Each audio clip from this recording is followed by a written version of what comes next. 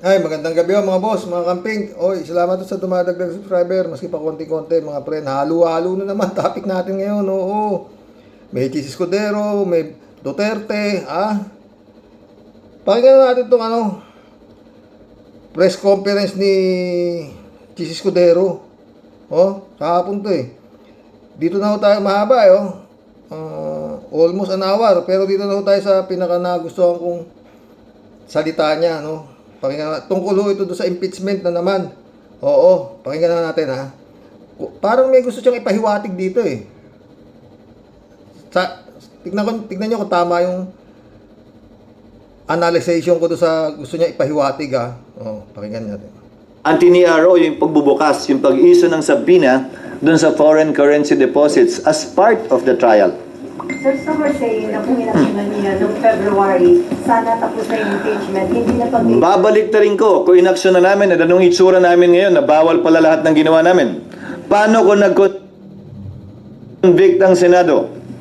Bawal naman pala lahat dahil nilabag naman pala yung Bill of Rights at right to due process ng nasasakdal. So, sa mga tuwid, nakabuti yung pagbabaliwala niya doon sa salitang forthwith. Di ba? Dahil kung minadali nagkumbi kami, pala, wala yan pala, dahil unconstitutional naman pala, sabi ng Korte Suprema. May katukwira si Chis, di ba? Tuloy natin. Kung nag-trial ka kami, wala rin naman palang, hindi naman pala, wala akong kaming ganito niya. Kasi, sabi ng Sara Court,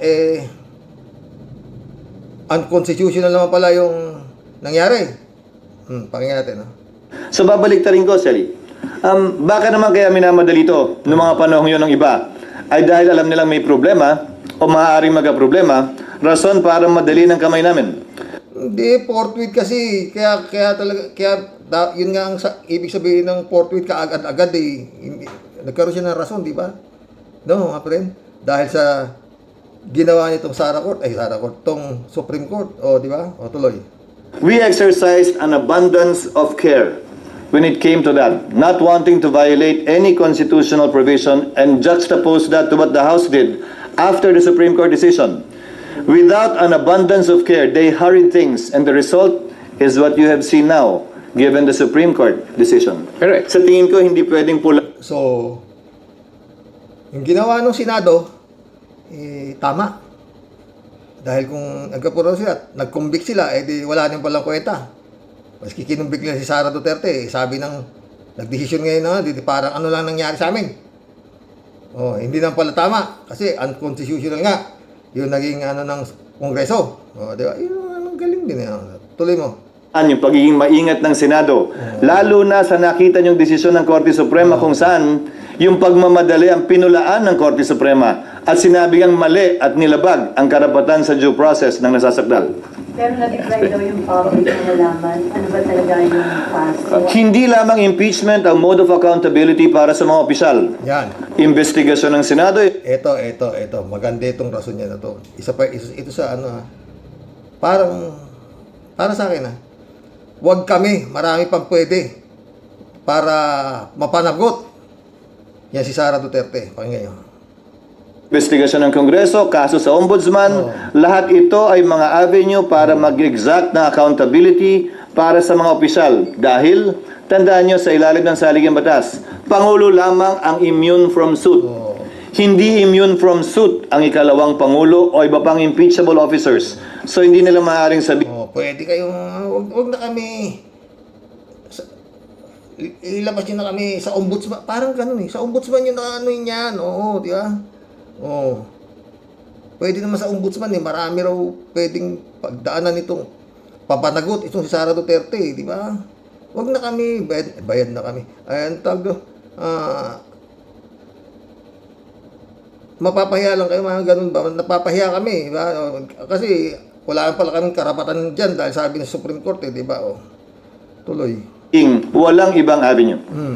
SB, balik lang ako sa SONA kahapon ni Presidente, yung sa flood control at saka yung insertions. Kayo, Tama na yan. Iba tayo sa ibang topic. Parang sinasabi ni Chis Escudero, di ba? Tsaka yan, sabi rin ni Chis Escudero dito, kung sakasakaling i-refile, magkano sila sa August 6 eh. Kung baka magbubutuhan ito eh, na didismissin na ba natin, o kasi susunod ba tayo sa sinabi ng Korte Suprema, ganun ito, merong gusto magtuloy, wala na ho yan. Malabo na ho yan. Malabo na hong matuloy ang impeachment na yan sa Senado. Pwedeng makipusta dyan eh. Ito, kanina naman to mga preno, 6 hours ago. Meron ho ito 68,629 views live. Retired Supreme Court Justice Carpio, ex-Comelec Chair Munsod, discuss Supreme Court ruling. Oh. Maano, siguro napanood nyo to. Dito sinasabi ni Antonio Carpio, tsaka ni Richard, ni Comelec Munsod, na mali ang naging desisyon nitong Supreme Court na to. Pero yun nga, maski mali, Supreme Court, kaya dapat sundin. Di sinasabi niya. Kaya mag-intay tayo, ganito, yung MR, whatsoever, MR, motion for reconsideration kayo. Saan kayo mag-motion for reconsideration? Doon sa mga dirty dahil. Yung dosing in-appoint ni Digong. Alam na, magbago pa yun. Bayad na. Ayos na ang kumita China doon eh. Di ba? Eto, yun ang pinag-uusapan dito. Kaninang, dito lang ako sa sinabi ni Chairman Munsod. Comelec Chairman Munsod. To. Sa dulo na ho to. Ito ang parang sinasabi niya rito. Kasi, kung manalo yung, sige, continue. They can continue even if the Supreme Court has yet to rule on the MR. Well, I think to comply with the ruling, because it's immediately executory, they just Stop. stop Hold and in wait abeyance.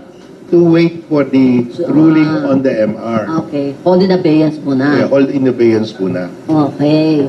So, may question daw kayo? Okay.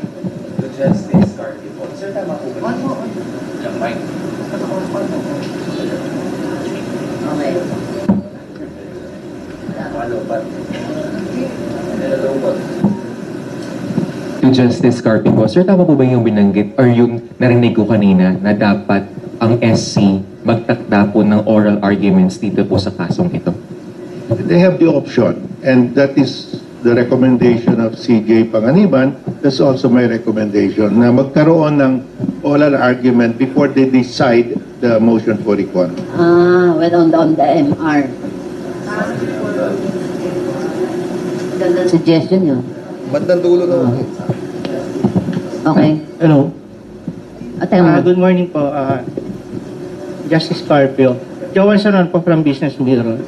Are you still optimistic na magkakaroon ng impeachment proceedings before the Senate, considering po yung due process requirements na nilay down ng Supreme Court and the one-year bar rule, plus yung compliance or non-compliance dun sa due process requirements by the House may still be subject of another petition before the Supreme Court. So, are you still optimistic na may uusad na impeachment? Well, I'm optimistic that at the end of the day, the Supreme Court will decide correctly. And I'm optimistic that they will consider. At the end of the day, the Supreme Court will decide correctly. Para sinasabi niya talaga na yung nag-decision ito Supreme Court, incorrect. Di ba? Dahil minadali nila eh. Hindi kaya, gaano kaya kalaki sobre? Tuloy. Very seriously the motion for reconsideration, because there was really a factual mistake. But let us assume the Supreme Court does not change its ruling.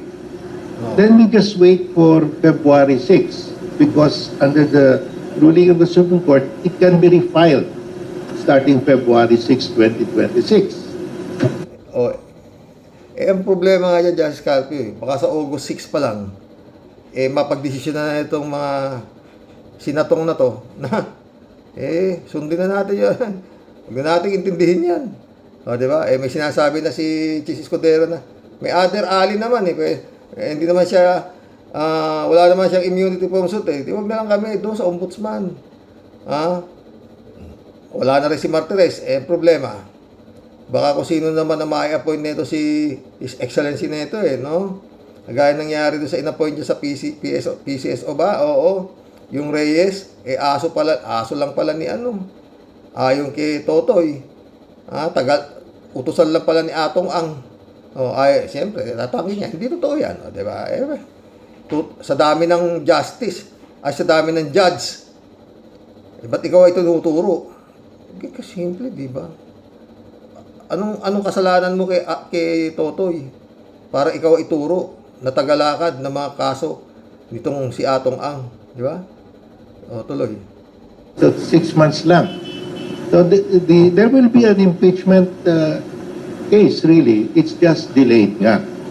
Pero po yung compliance po by ng House dun sa due process requirements or maybe non-compliance sila, pwede pa pong i-question din yun ulit sa Supreme Court. Well, the House can, by February 6, 2026, if the House will refile it, they have to follow the ruling already.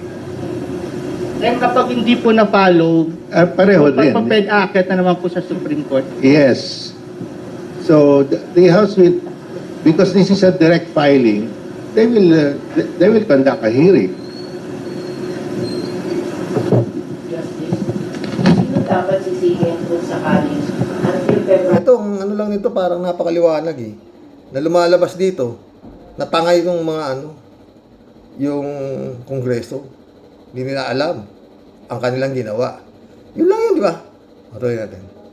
Ang maganap yung trial na kung saan magdidesisyon by August yung Senate as legislative. Tapos mag-stand tayo si Supreme Court sa una nilang desisyon. Sino dapat sisihin dun sa pagkabili ng mahabang trial against President? Sino dapat sisihin?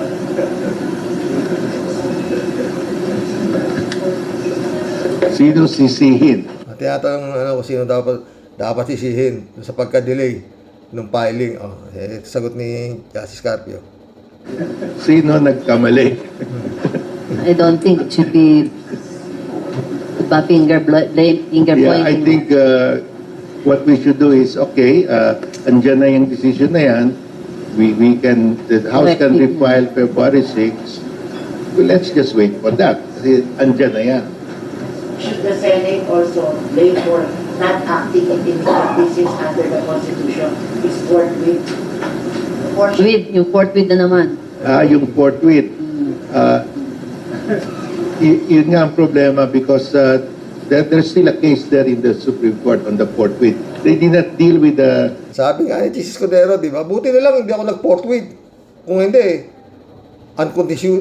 nag-convict kami, hindi naman pala pwede kasi unconstitutional yung naging filing nitong Kongreso.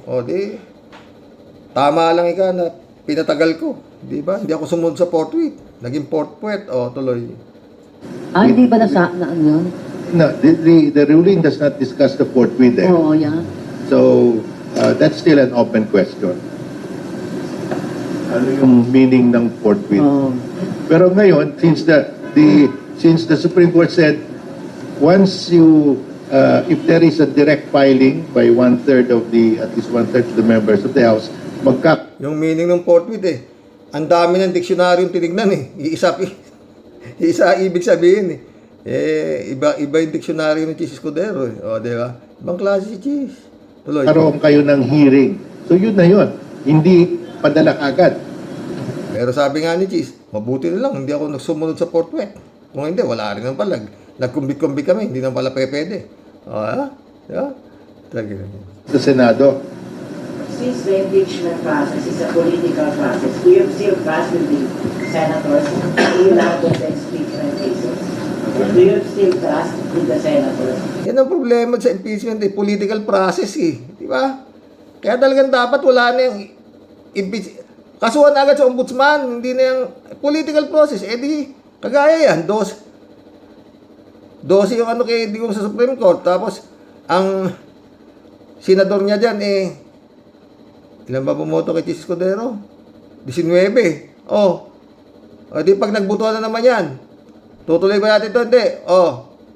Sabi nung 11, hindi. O di ito wala na. Dismissin na natin. O dismiss. Sabi kasi ng Supreme Court, ganito, ganito. O di unconstitutional naman yan. Di dismissin natin. Yan ang mangyayari yan. Raise your hand. Sabi na naman. Nako, wala na o yan. Tuloy. This is a political process. Well, they are the senators. They will be the one to decide. We don't have a choice. So, we live with what their decision. Whatever is their decision, of course, if it's against the Constitution, provided there's specific violation of the Constitution, katulad ngayon, you can go to the Supreme Court. But if there is no specific violation of the Constitution, then there's nothing you can do. You have to accept that decision. Okay. Okay. Tanong mo. Morning po. Justice Dantemento, BUNTV. Yung question ko lang po doon sa argument din po ni VP Sara. Kasi noong na-file po yung tatlong complaint, December 2, 4, and 19. And based doon sa wording po ng Supreme Court, in-archive. Wala po bang violation doon sa due process? Which is a constitutional provision din yung speedy trial and disposition of cases po. I don't think there's any violation. Katulad ng sinabi ko, yung court complaint was adopted before they archived. And the court complaint contained elements of the first, second, and third. And in the Francisco decision, the court said, the plenary can adopt its own articles of impeachment and combine all the others to make it stronger. That's exactly what they did. So there is no violation of due process because, in fact, those congressmen who endorsed the first three complaints signed the fourth complaint. Sabi nila, itong gusto namin, mas matibay ito. So there is no really violation. Ayon sa'yo, Justice Carpio. Pero ayon doon sa Magnificent 12, Magnificent 13, meron na-violate daw yung due process ni Sayad, ni Sara. Tuloy.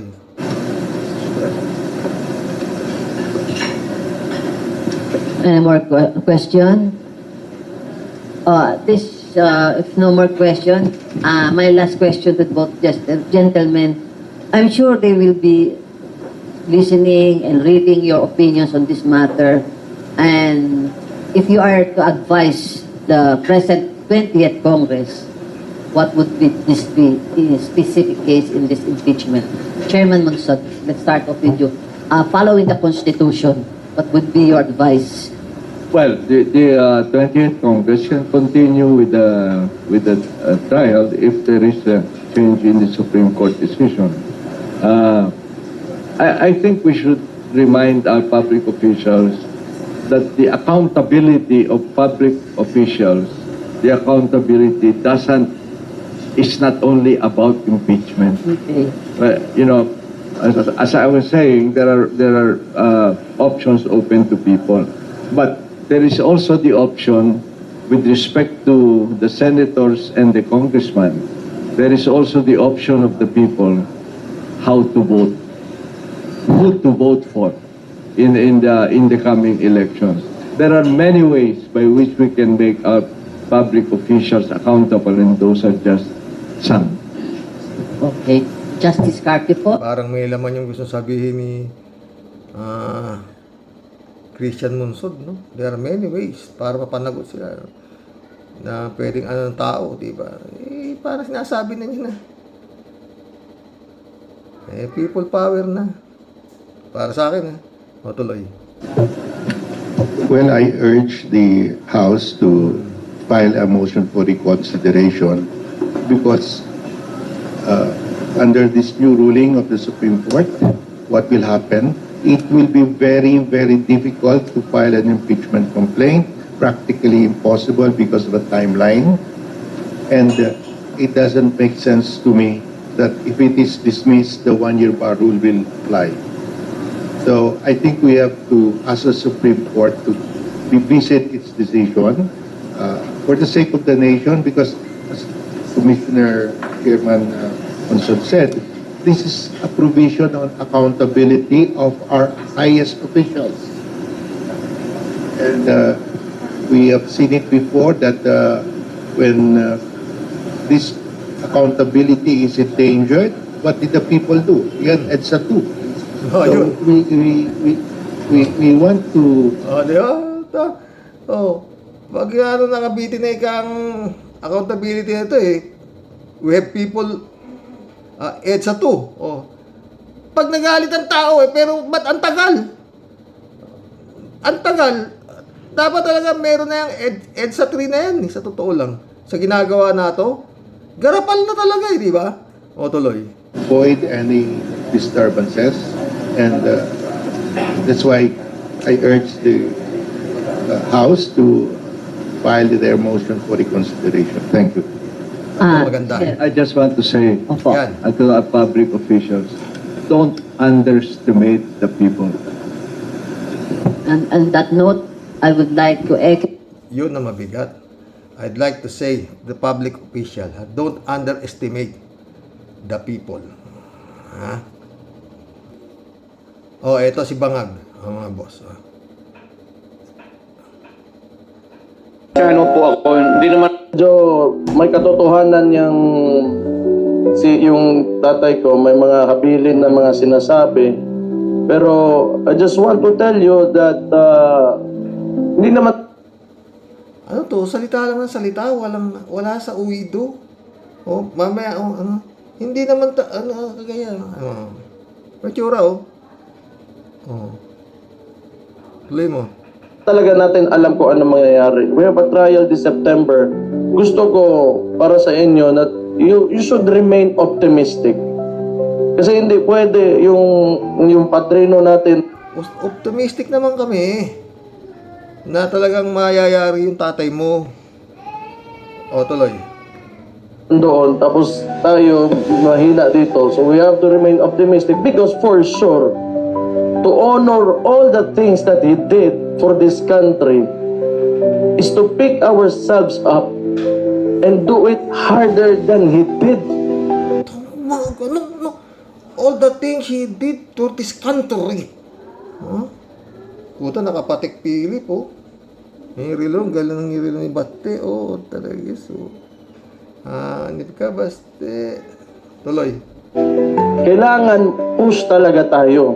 Hindi pwede na nagsakripisyo at ipinakita niya lahat ng kaya niyang gawin para sa minamahal niyang bansa at tayo naman ay titigil lang kasi dahil nandun siya sa malayo or tingin niya na wala siya, gano'n. Hindi pwede. It is our responsibility now. Kasi kung hindi natin i-absorb or tanggapin yung responsibility because he only showed the way. Ang maganda doon, may daanan na pinakita yung tao sa atin. Ang kulang na lang, dadaanan na lang natin. Karon, ipadayo na lang nato. That's the only way to honor his work in this country. Alam kaya ni Baste, ako, wala ako nakakuha doon sa sinabi ni Baste. Wala. Mukhang talagang may tama itong tao na ito. Ito yung ginawa mo nung tatay mo, Baste, 119 na flagship projects ng Build. DPWH, 12 out of 119 build project completed. 119 na build project ng tatay nitong sinasabi niyang maginawa ng tatay niya. 12 lang ang natapos. Baste. Tuloy natin. Build program ni dating Pangulong Duterte. 12 lang ang natapos. Tama ang narinig nyo, 9.9% lang ang na-deliver. Pero ang total na utang ng gobyerno para sa mga proyektong yan, umabot ng 12.9 trillion pesos. Ang goal sana ng Build ay gawing golden age of infrastructure ang panahon ni Duterte. Pero ang nangyari, naging golden age of utang dito, utang doon, para sa mga proyekto na kung hindi matapos, madaling masira. Wala namang masama sa maraming infrastructure projects kung nagagamit ito ng mga tao at ramdam ang benepisyo nito. Pero kung galing sa utang na ilang dekada bago mabayaran, sulit pa ba? Kung i-rate ko ang Build program ng dating Pangulo, negative 12.9 trillion over 10. Yes po. Opo, negative 12.9 trillion over 10. Alam niyo ba na sa 119 Ayun yung ginawa ng tatay mo. 119 ang natapos lang. 12. Bumaksak pa yung tulay dito sa Isabela. Ay naku. Magsaya pa tayo ng konti sa TikTok 20 pesos. Mamamatay tao daw ang former President Rodrigo Roa Duterte. Marami akong pinatay na pulis sa Davao. Bakit? Nakita ba nila kinalabit ang gatilyo at pumatay? Matagal ako pumapatay ng tao. Nakita ba nila na nag-uutos na patayin mo to, patayin mo yun, patayin mo yun? Barilin mo sa ulo. Patayin mo.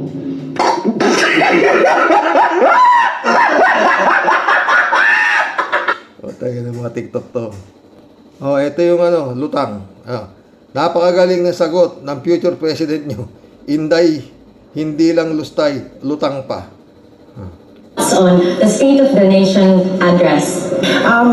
Yes. So initially, the State of the Nation of President Marcos, I think everyone or many of those who don't understand economic numbers were overwhelmed with the numbers in the first part of the speech. That was, I think, the reason why it took a long time for people to start counting, because the economic part was in the beginning, and many people really do not understand economic numbers. Okay. Could you just give us your... Ayan, mga kababayan, ano ba yan? Itok-itok. Kaya bago siya maging presidente, mga kababayan, nakakaya, alam mo, pagkagawa na tayo Si Toits pala to. sa ibang bansa kapag ganyan ang presidente natin. Parang grade 1 ang putik. Parang wala. Kay Sandro Marcos na lang iharap. Subukan niyo lang. Si Sandro Marcos na dapat yan, hindi na si Presidente Marcos. Si Sandro Marcos na lang. Napakagaling. Sandro Marcos ka dyan. Baka talunin pa ni Diwata yung hype na yan eh. Di ba? Ay, yung baliw. May tsura Oo.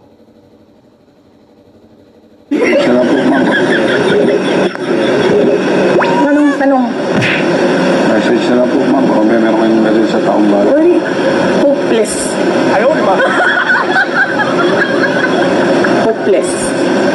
Sabi ko, we are on the road to hell.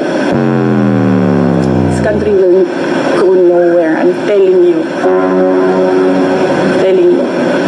Walang papupuntahan ang bayan na ito. Wala silang ginagawa. Galing ako sa loob. Naging cabinet member ako. Wala silang ginagawa.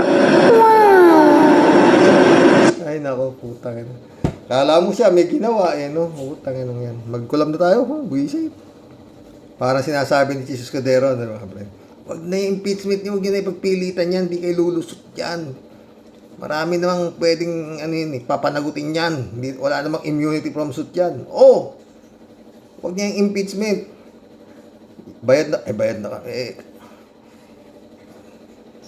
Di kayo lulusot yan,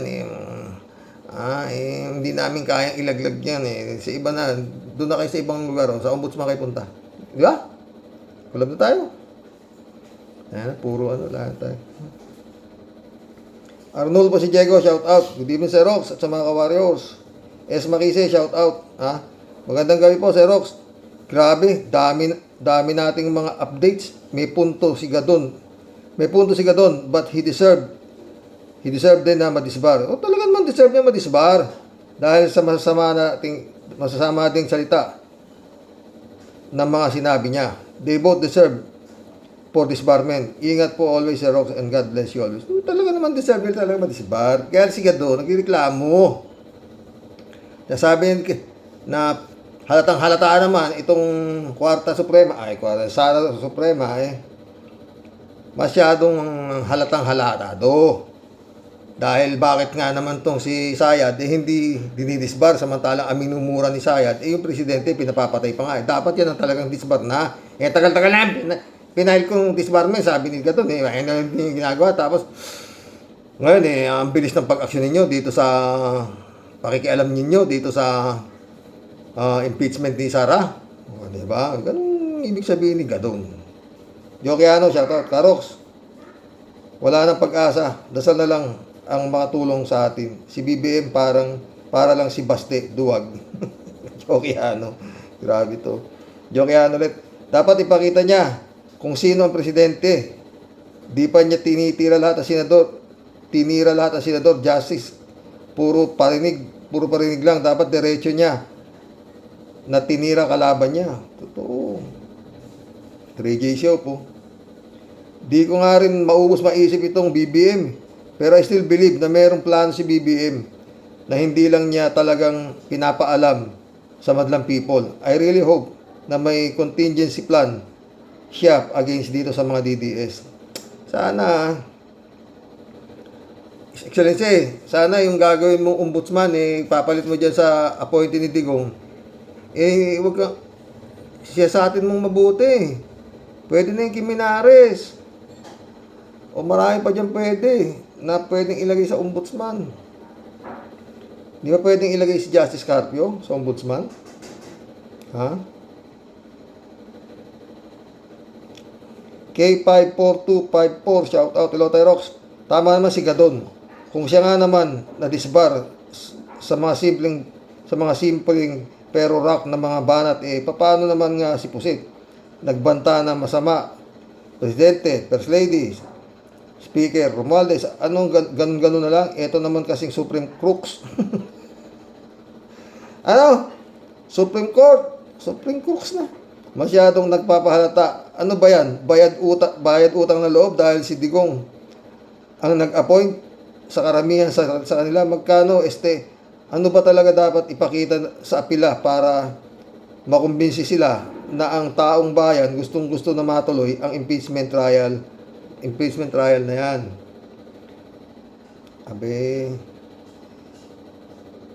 Talagang kung hindi nga yan matutuloy, pwede naman sa EDSA yan o kaya doon sa Plaza Miranda matuloy ang impeachment na yan, kagaya na nangyari kay ERAP.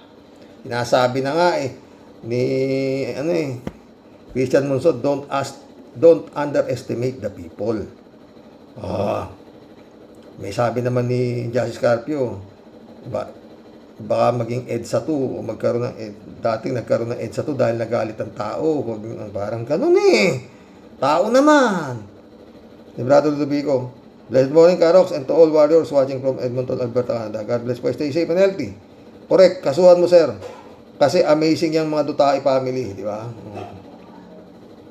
Joke yan ulit. Karox, mga manhid na lahat, yung mga yan, wala na silang pakialam sa bayan. Sinabi mo pa. Ben Torres, shout out. Ibang klase talaga ang mga Duterte. Mga Duterte na yan. Wala talagang katulad. Walang katulad yan hindi. Ang putik yan Walang pakialam sa buhay ng tao yan. Ben Torres ulit Malapit nang makasuhan yung ng korupsyon sa nasa zona ni BBM. No? David Alin Mendoza. Good evening po, Karox. Si BBM nga, kung bastusin ng mga Dutae, ganun-ganun na lang. Yan pang si PNP Chief Torre. Swerte lang ang mga anak ni Dutae at malakas ang dugo ng ina nila. Ng anak. Malakas ang dugo ng mga ina ng anak niya. Kundi ay maraming kamuka si Diwata ngayon sa Davao. Shout out, Michael Edwin, my friend, Romeo Calusaw. Mga Duterte, super bastos. Di na nagginalang ang uniform ni General Torre. Uniform ni Torre, yun nga si BBM, minumura lang nila Krisup, shout out. Ano akala ni Basti sa itsura niya? Ugly siya. Ama niya maitim din, di ba? Ano ba ang itsura? Ito extra Kamagulo dito, nagbablog lolo. Pumunta ka na dun. Ano sabi nung kalabasa, di ba?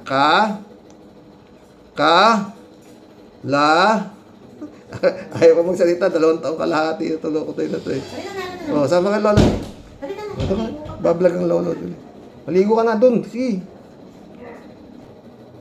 Kulit. 2 years and a half na ho yan. Oo.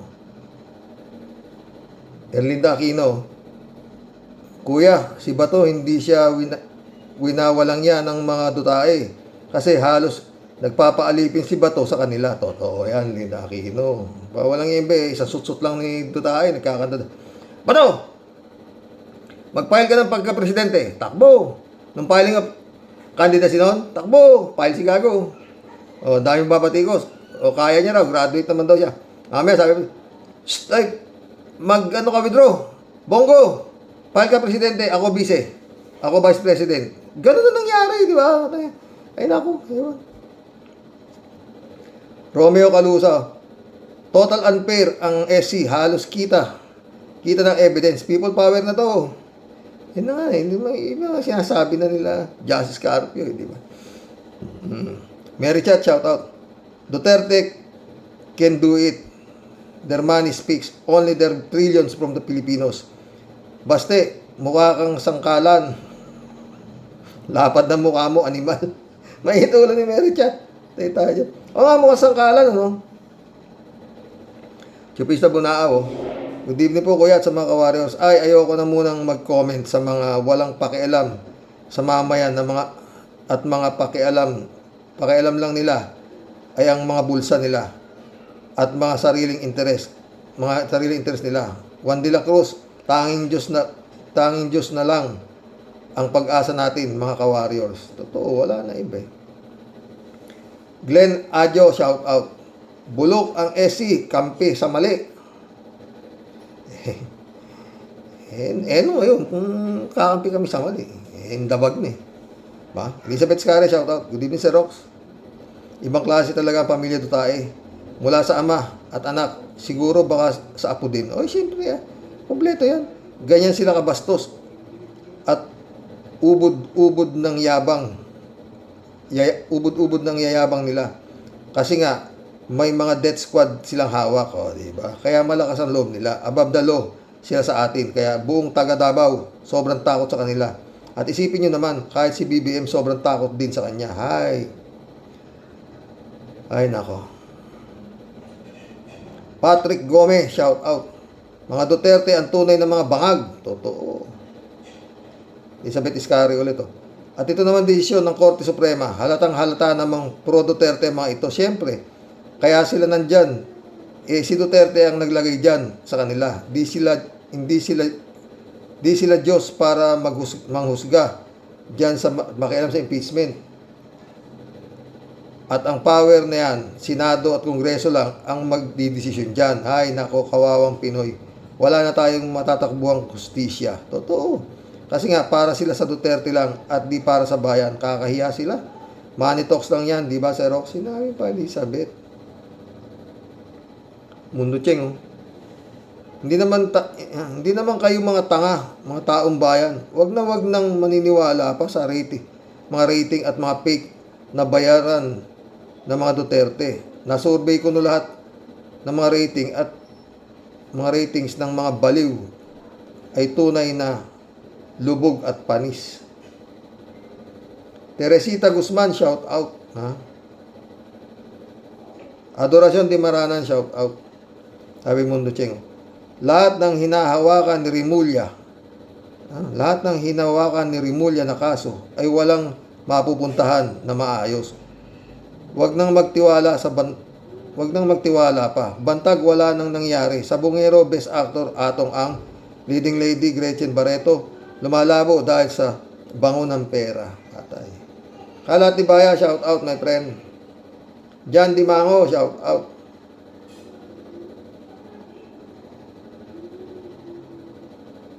Kalat niyo. Ogag, wala rin sa hulog itong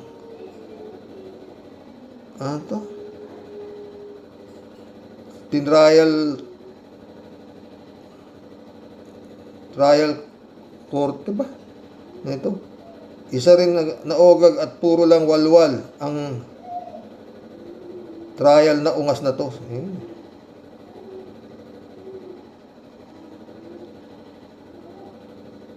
Kasuhan mo kasi. General Tuari. Kasuhan mo kasi. Kaysa puro lang walwal. Nang walwal. Ogag, may ulo nito kay General Torre. Mundo Martinez, shout out. Baboy ang mga yan. Florante de Raya, shout out. Buwagin na ang SC. Walang kwenta. Ang mga nakaupo dyan. Sayang lang ang perang nilalamon ng mga hukom. Hunghang na mga yan. May ulo ni Florante de Raya. Ted. Daming Ted.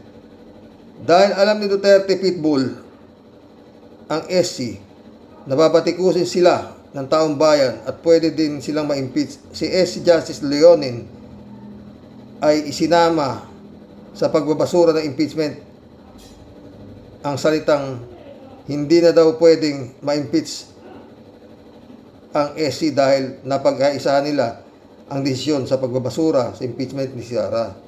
Binago na naman ng SC ang nasabing saligang batas tungkol sa mga impeachable officials. Ngayon, exempted na sila. Kung ganon, tuwing gagawa sila ng kalokohan, gagawa din sila ng batas pabor sa kanila para hindi sila maakusahan. Ganyan ngayon ang SC. Ganyan ngayon ang SC natin. Walang kwenta, hayop at halimaw. Sang-ayon ako sa'yo, Ted. 100%.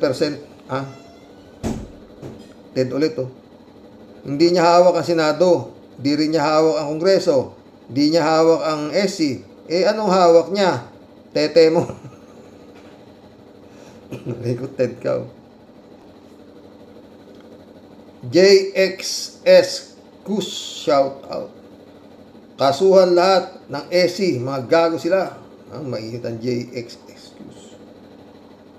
Friend Shervin Sapeda, shout out. Christian Sen, July 7, Alcantara, shout out sa inyo mga friend. Sabi ni Friend Shervin. Rox, suma total ng topic mo po today, wala na pong lulupit pa sa ginagawang pagsakop at pagsabog ng lagim sa bayang Pilipinas. Na Hitler po ng Davao. Wala pong iba kundi mga impactum damonium satanacium na pamilyang Dutae, Rox. Inilugmok at isinadsad po ng mga halang ang kaluluwa ng pamilyang ito. Ang bayang Pilipinas sa sobrang kahihiyan, sobrang pagkagahaman sa pagnanakaw po sa kaban ng bayan.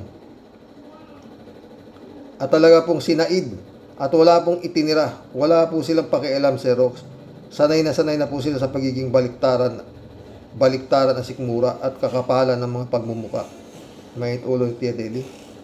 Pero sino po ang may kasalanan, Rox? Bakit? Tignan mo naman po ha, Rox. Wala na po sa pwesto pero talagang malulupit pa rin po ang angas at lakas at wala pong makapalag. Super untouchable ang mga pesting yawa, Rox.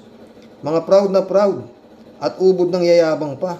O diba, sinabi mo nga, Pero balik uling, bonjing naman. Bonjing naman po tayo. Bonjing. Rox, sinasabi ko naman po sa iyo, Rox. Huwag kayong masyadong kakagat sa pain po namin. Ito na naman to. Huwag masyadong magpapaniwala sa mga angas po ng bunganga. Mahusay po kami talaga. At talagang bantad sa pagiging epal at maangas. Pero atin-atin lang, Rox, ha? Tulongis lang po kami talaga. Pero pamilyang ampaw. Kala mo lang tunay. Pero syempre pa, Rox, ibang usapan pag pera mismo na bundle-bundle ang kumakausap po sa'yo. Biglang-bigla po na nagkaka-Alzheimer's po kami. Anong sabungero ang pinagsasabi nyo, ha?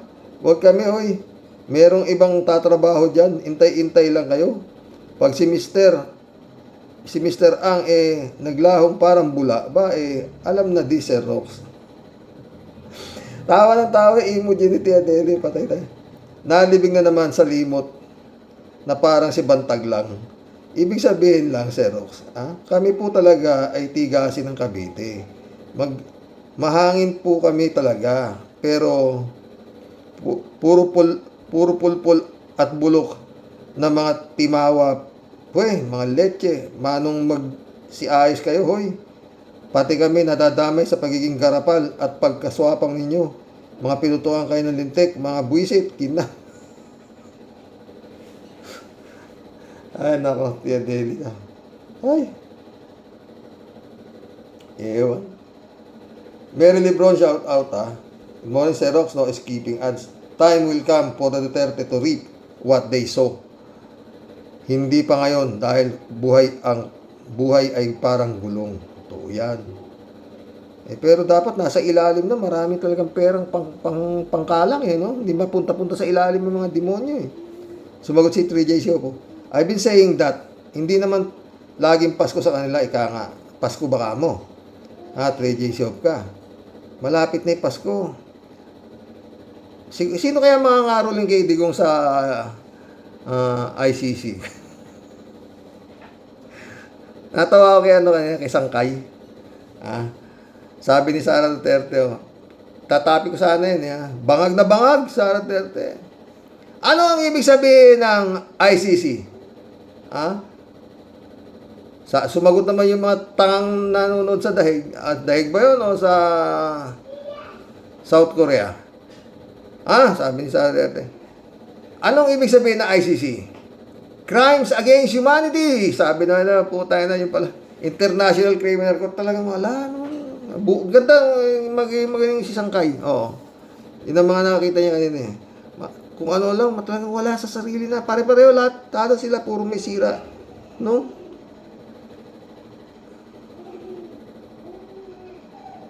Ted ulit,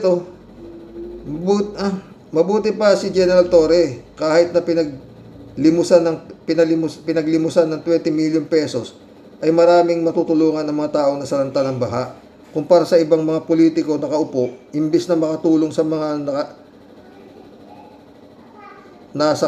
nasalanta ng baha, ninanakaw pa ang pondo para dito. Walang dinulot sa bayan, kundi puro kabalbalan lamang. Totoo yan, Ted.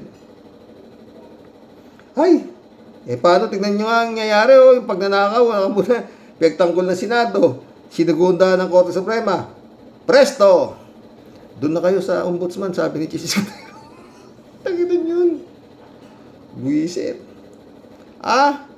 3J Siopo ulit. Xerox, ang ganda ng thought ni Senator Trillanes sa interview niya sa kay Cristian Siguera. Napanood ko, sabi ni Senator, kung may mag-file ng impeachment sa mga justices, sa Supreme Court judge, maaaring mapalitan sila ni BBM ng mga judge na hindi DDS.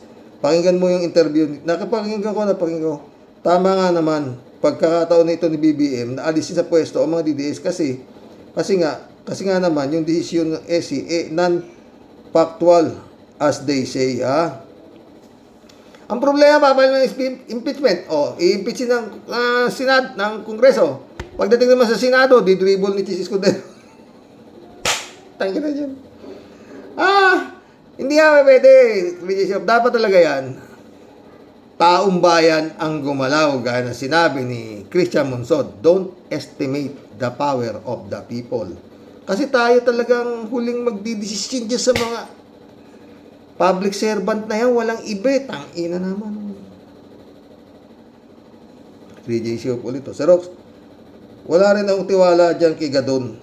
Ako sino sinasabi lang niya, 3J Siopo bakit si Sara, pinail ako ng disbarment, ayaw yung disbar dyan, Di kayo mga tuta nga ginamit ni mali. Mga Doberman sila ng Duterte, hindi tuta. Kaya nilapa nga yung Kongreso, di ba? Tuloy natin yung kahit pag galit na galit siya sa SC, hindi ako bilib dyan. Counterpart yan ng mga Duterte. Sa sama ng ugali at sama ng bibig. Nagrereklamo lang siya, bakit siya lang ang in-impeach? Yung kanyang amo na si Sara, hindi dinidisbar pala. 3J siya pala ito. Rox, talagang walang yaan na sa Senado, ano? Akalain mo si Senador Risa, tinanggal ni Quezon de Bola sa pagiging chairperson ng Women's Children's Committee. At yung mga DDS senators, tatlo-tatlo ang chair nila. Si Robin na hindi na nagmamature, tatlong committee ang chairs niya. Sumama ang ugali nito si Quezon de Bola. Yung insertion niya na ilang bilyon ba yun? Wala lang. Talking about greed. Totoo. 3J Shop ulit to. Itong si Bam Aquino at Kiko Pangilinan, sayang sila. I campaign for them too. Akala ko kasi kakampihan nila si Senator Risa, pero sa ngalan ng chairmanship, they embrace the DDS culture para lang maging chairperson sila ng gusto nilang program. Where are the good men nowadays? Talagang garapal na ang trend dyan sa Pinas. Buti ka nga, wala ka dito eh. Pero maski wala kayo dito, at least nakasubaybay kayo sa mga kahayupan at kademonyong nangyayari sa mga politikong hulog ng impyerno na nananalo ng dahil sa mga tangang mutante. 3J Siopolito. Sir Rox, sa interview ni Christian Esguerra kay Sentry, nasabi ni Sentry na di niya susuportahan si Leni Robredo kasi nung nagpunta si Sara sa Bicol, panood mo talaga, binuo mo pinatoy ni BP Leni si Sara sa bahay. Wala namang magagawa si Leni. Hindi ako sang-ayon kay doon, kay Senator Trillanes, kay Tocayo, hindi. Wala si BP Leni. Alam nga naman, ipahabol niya sa aso yun. Di ba? Taong dumating si Sara, kaya tao din siyang pinakihirapan. Pero ang tingin ni Senator Trillanes, magkaibigan silang dalawa. Yan ang di ko mag-gets. Ako rin, hindi ko rin mag-gets. How in the world magkaibigan si BP Leni at Sara? Ang ugali nila ay opposite. Isang mainhin at isang sanggano. Kaya, ang sabi ni Sentry, kung maging presidente si BP Leni, hindi niya papanagon ni Sara, ewan ko kung tama si Sentry, pero may punto naman siya. Ako, hindi. Hindi siya tama doon. Sa kanyang pagkaka-analyze kay BP Leni, mali. Marilo Pabian. Mas masama naman kung pinahabol ni BP Leni sa aso yun. Marilo Pabian, Good nun po tayo sa mga ka-warriors. Tila nagising muli ang dugo ni Gadon. Namumutik-tik na naman salitang bobo. Marahil nadismaya siya. Nadismaya din siya sa desisyon ng SC. Kasi nga, di hamak mas matinding ginawa sa kanya ni Sara, pero di naman pinansin yung file niya na disbar si Sara, diba? Pati si Divo nga pinapadisbar niya, mag-ama na yun. Alberto Olaer, shout out Karoke, napanood niyo ba ang pagmumura ni Sara Duterte sa Facebook?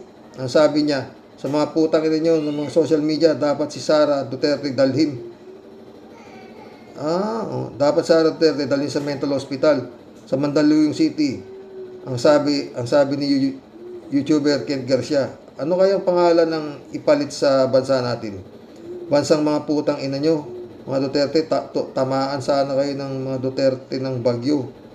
Kasing lakas sa Hong Kong. Signal number 10, Karoke. Yun nga Pastor John Lagon, my friend, shout out. Mission accomplished mga boss, hanggang bukas po muli. Oo. May gaganda naman ang mga topic natin bukas. Ay, nako. His Excellency, 3 taon pa yata. Oo, may 3 taon ka pa yata. Oo. Kailangan pinakamalaking problema ng Pilipinas, His Excellency Duterte. Magandang gabi po mga boss. God bless. Good night. Dasal.